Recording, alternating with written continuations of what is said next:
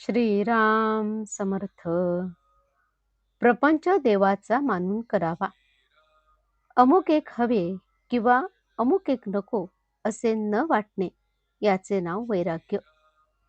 संकटकाळी हे संकट नसावे असे न वाटता परमेश्वराचे स्मरण असावे आणि त्याच्याजवळ हे मागावे की देवा, मला तुझ्याजवळ काहीही मागण्याची इच्छा देऊ नको. देहाला मुद्दाम कष्ट देऊ नयेत, पण जेव्हा ते आपोआप येतात तेव्हा मात्र ते आनंदाने सोसावेत. पुरुरव्याने दुष्कृत्य केले आणि त्यामुळे त्याला वैराग्य प्राप्त झाले, तेव्हा त्याला दुष्कृत्य म्हणावे की सत्कृत्य? तरीही वैराग्य प्राप्तीचा वास्तविक हा काही मार्ग नव्हे हे खरेच. आपण शास्त्र विरुद्ध कर्म करू नये आणि दुसऱ्याने केले तर नावे ठेवू नये. न जाणो परमात्म्याची इच्छा असेल तर त्यातूनच चांगले होण्याचा संभव आहे. प्रपंच मिथ्या मानावा आणि जो मिथ्या तो बरा असे वाटण्यात काय अर्थ आहे? तो जसा असेल तसा असू द्यावा. नाटकात नट जसे काम करतो त्याप्रमाणे प्रपंचात आपण आपले काम करावे. तुमचा परमार्थही तुमच्या स्वाधीन नाही.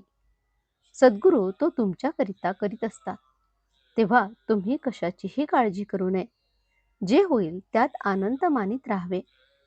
सद्गुरू दर्शनाने पूर्वकर्मे पापे जळून जातात.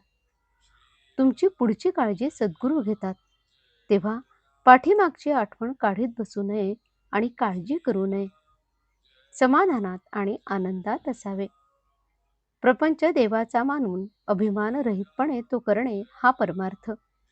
परमेश्वराचे स्मरण ठेवून तोच करता आहे असे मानणे आणि सर्व काही त्याच्याकरता करणे म्हणजे देवाला अर्पण केल्यासारखेच आहे.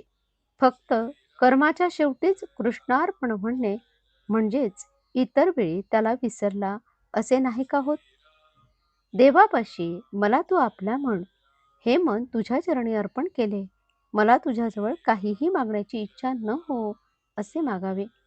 नाहीतर तो राज्य द्यायला समर्थ आहे त्याच्याजवळ केरसुणी मागितल्यासारखे होईल. भगवंताची मनापासून प्रार्थना करावी. आपल्याला तो बरोबर मार्ग दाखवतो. आपण अंधारामध्ये वाट चालत असताना एक क्षणभरच वीज चमकते, परंतु त्यामुळे पुढचा सगळा रस्ता आपल्याला दिसतो.